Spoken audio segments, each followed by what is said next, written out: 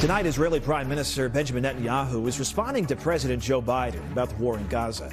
Yesterday, Biden urged Netanyahu to press pause on fighting in the territory as many Palestinians mark the start of Ramadan. News 4's Ida Siegal is live in the newsroom with the very latest. Ida? And Gus, again tonight, President Biden releasing a statement calling for an immediate ceasefire in Gaza. He said the Palestinian people are front of mind for him as Ramadan has now begun.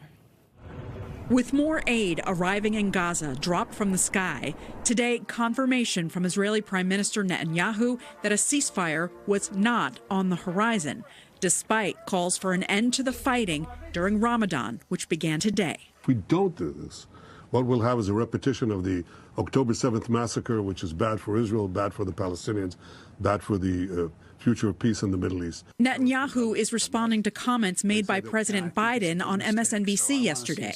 We're going into Ramadan. It should be nothing happening, and we should build off of that ceasefire. The president said Israel should not move into Rafah at the southern border, saying he cannot have 30,000 more Palestinians dead.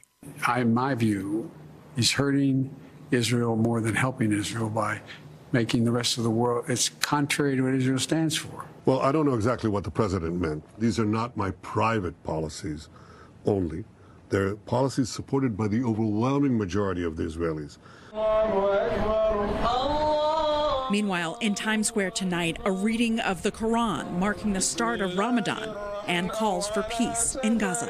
We are fasting and keeping them in our prayers and asking the Almighty to liberate Palestine and to offer a ceasefire, the world to come together for a ceasefire.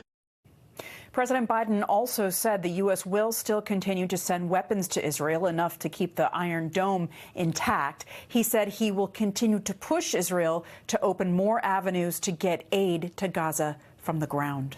Reporting live from the newsroom, Ida Siegal, News 4, New York.